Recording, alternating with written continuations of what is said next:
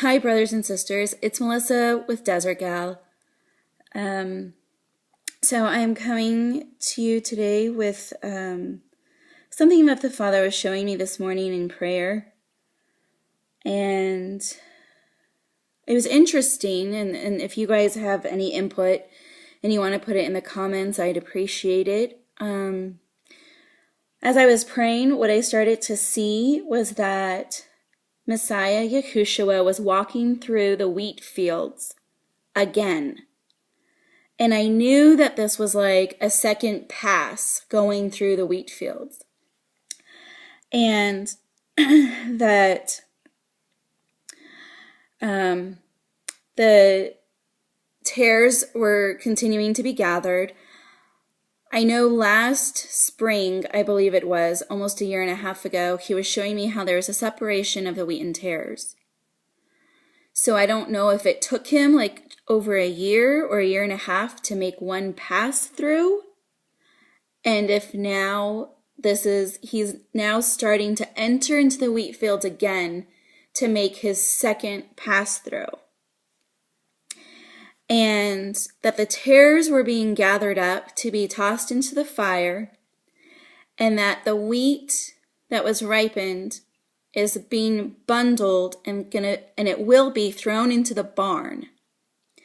And that anything that is kind of left over, that's what's going to go through great tribulation or wrath. I don't exactly know, to be honest. I just know that I saw that there were wheats and tares or something left over. And that the ones that were the tares were the ones that had, beyond a shadow of a doubt, made their decision against Messiah. And the wheat that was tender and ripe and glowing and just bowing down in worship and adoration of the King, that was the wheat that was being thrown into the barns. And it was beautiful. But I'm supposed to share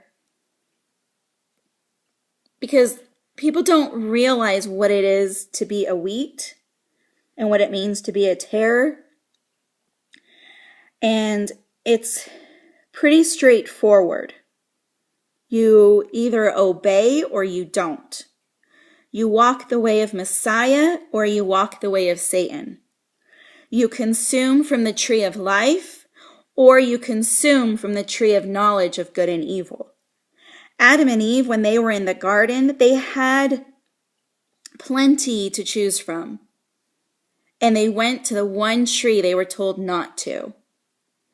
And in direct disobedience to the Father, they chose to follow the ways of Satan. And that's when they took the mark of the beast.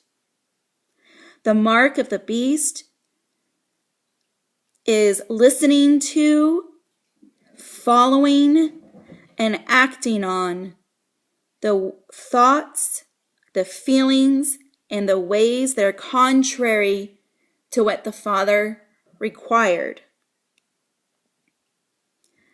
That's what the mark of the beast is. The mark of the Father is listening to him, following him, doing what he's asking of you, and keeping his ways, living for him, living a life for him. The mark of the beast is opposite of that. It's choosing to live a life for yourself that is pleasing yourself. It is just completely self-willed, and these are the tares. The tares are those that are self-willed. The wheat have denied self, and they have laid down their lives. They have given their lives on a daily basis to follow Messiah, to follow his ways, to do what he is requiring of them.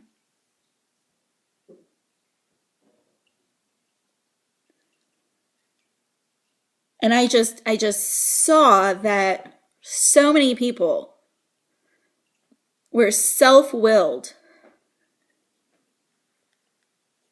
And I just started crying out for mercy for those people,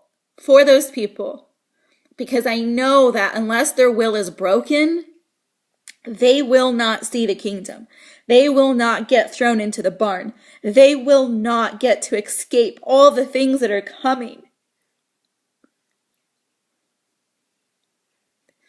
And on June 6th, the Father had given me that word about he's taking his people up to the mountain. His people. It's very few. How many people were in the ark with Noah? There were very few. How many people are still holding on to their dreams, their plans, their ways, their own wills?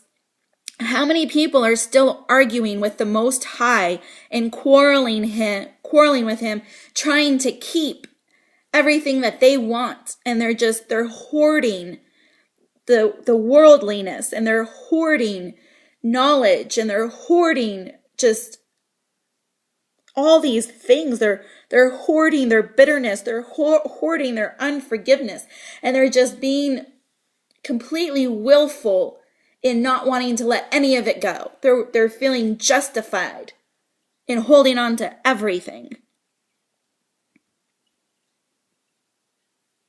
The Father is taking his people up the mountain, and Messiah is making a second pass through the field of wheat and the tares. He's making a second pass through right now. He is going to start walking again. So if in this last year and a half, you know that you did not lay down your will completely, and you thought you could just like hold on to this or that, and you're like, wow, I think I got away with it. No. He's making a second pass through right now. And you cannot hold on to it. Whatever he told you to let go of in the last year and a half, this second pass through is your chance to have let it go before he arrives back in your life. Back in your life to require that very thing from you again. And so he was just having me cry out for mercy. And for more time, that the whites would bud on the wheat, that he would break all of those who needed breaking. Break them, Yahuwah, break them. Please break them and rebuild them quickly. Father, have mercy and give them time to be broken and rebuilt for your glory and for your kingdom. He is coming through the field again. And he wanted me to say, tell them, I'm coming, and they must bow. Tell them, I'm coming, and they must bow. Not much time left. And I've said this time and time again, and they do not hear. Yahushua, Maker, Master, and King.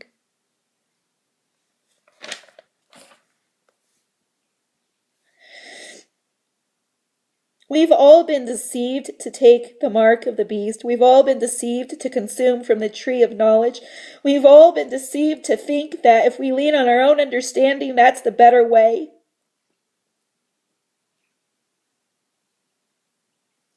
But it's time to give it all up. Stop quarreling with your Maker. Stop demanding his hand and what it is to do. Stop telling him how to create you. Stop telling him how to fashion you. Stop telling him what you feel like you are entitled to. But be still and know that he knows best. Be still in his presence and surrender. Be still and know that he is aloha in your life.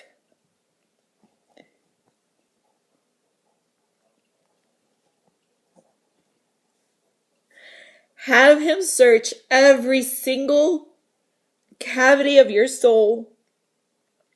Every single area. And this message, it's not necessarily for the unbelievers. This is for those who claim to believe. This is those who think they're wheat. but they've not given everything. So if you believe and you walk in obedience here and there throughout your life, no.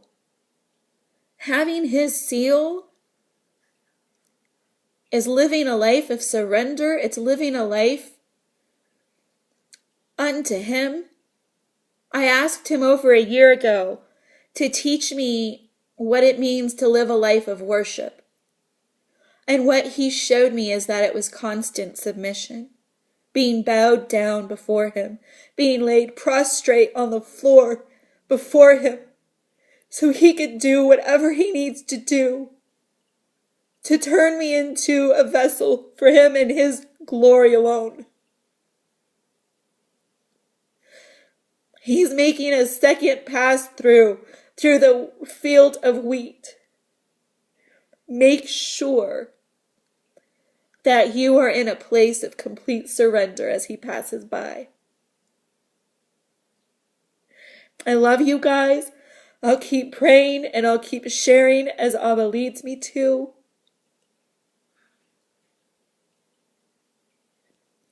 Shalom.